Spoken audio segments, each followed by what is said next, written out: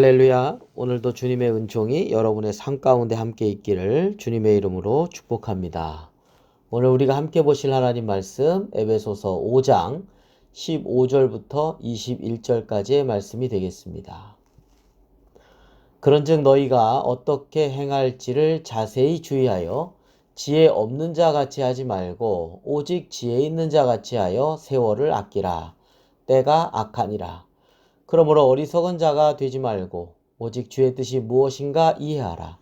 술 취하지 말라. 이는 방탕한 것이니 오직 성령으로 충만함을 받으라. 시와 참송과 신령한 노래들로 서로 화답하며 너희의 마음으로 주께 노래하며 찬송하며 범사에 우리 주 예수 그리스도의 이름으로 항상 아버지 하나님께 감사하며 그리스도를 경외함으로 피차 복종하라. 아멘.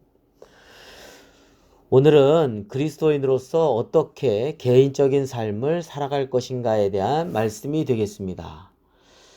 이 에베소서가 수신자로 되어 있는 에베소에는 신전 제사에서 술에 취하여서 춤을 추고 술 취함이 하나의 자랑거리였던 그런 문화였다고 합니다.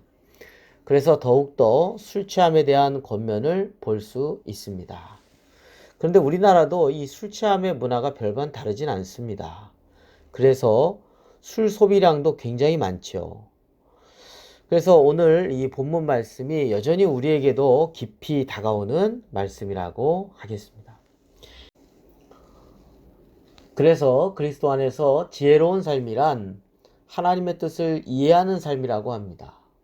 하나님의 뜻과 나의 뜻이 서로 대조되면서 하나님의 선한 뜻에 순종하는 삶을 살아가는 것이죠. 하나님의 뜻이 나를 살리는 지혜이기 때문입니다. 오늘 15절에선 세월을 아끼라 라고 말씀하였습니다. 세월로 번역된 헬라어가 카이로스라는 그 단어인데요. 이것은 그냥 일반적인 시간이 아니라 기회, 적절한 기간 이런 뜻을 가지고 있습니다. 그리고 여기서 아끼라 라고 번역된 헬라어도 악사그라조인데 그로부터 사들이다 라는 의미를 가지고 있죠. 그래서 세월을 아끼라 라고 하는 것은 주어진 기회를 잘 활용하라 라는 뜻으로 볼 수 있겠습니다. 그런데 하나님의 뜻에 따라서 선을 행하여야 하는데 시대가 악하니까 더욱더 우리에게 주어진 기회를 통해서 하나님의 선한 뜻을 행하며 살아가는 그런 기회를 더 선용해야 된다라고 하는 의미를 가지고 있습니다.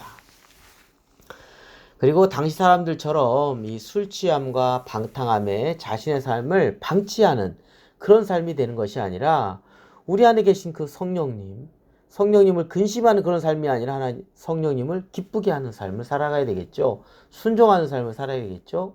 그러기 위해서는 우리가 성령의 충만함을 받아야 한다라고 말씀하고 있습니다. 여기서 성령으로 충만함을 받으라는 것이 현재형입니다. 다시 말하면 이 성령 충만은 과거의 일회성으로 끝나는 것이 아니라 늘 현재형으로 성령의 충만함은 계속되어야 한다는 뜻입니다. 우리가 성령의 인치심을 받았죠. 그건 이례적인 것이죠. 그러나 성령의 충만함은 늘 계속 현재형으로 되어야 한다는 것입니다. 어제 충만함이 끝나는 것이 아니라 오늘도 충만해야 되고요. 내일도 충만한 삶을 이어가야 된다는 것이죠. 이렇게 성령의 충만한 삶을 살아가는 것은 찬송하는 삶이요. 또 항상 하나님께 감사하는 삶이라고 말씀하고 있습니다.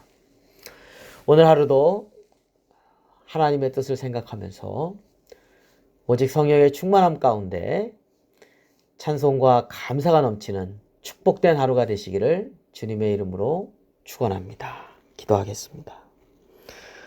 거룩하신 아버지 하나님, 정말 세월을 아껴야 되는 삶을 말씀해 주셨는데 하나님의 뜻이 무엇인가를 저희들이 잘 생각하고 분별하여서 하나님의 뜻에 따라 순종하며 살아가게 해주시고 무엇보다도 오직 성령의 충만함을 받으라 하셨는데 하나님 성령으로 충만하게 되어서 하나님을 순종하고 하나님 말씀 가운데 살아갈 수 있는 삶이 되게 하여 주시옵소서.